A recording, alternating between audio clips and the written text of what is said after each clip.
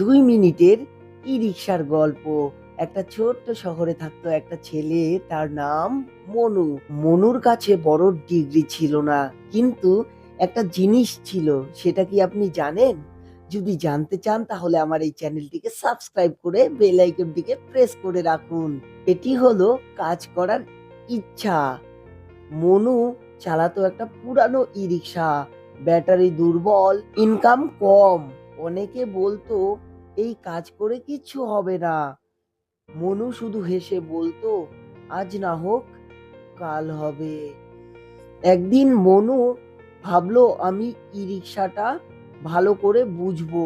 সে ইউটিউবে শিখলো battery care, charging time, ছোট্ট ছোট্ট সার্ভিস।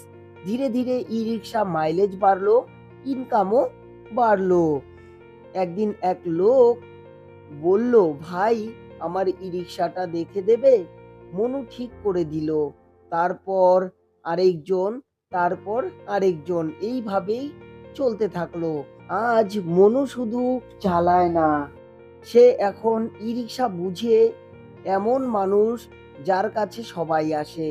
ই রিক্সা যেমন যত্ন চায়, মানুষের স্বপ্নও তেমন যত্ন চায়। ছেড়ে দিলে কিচ্ছু হয় না, চেষ্টা করলে সব হয়।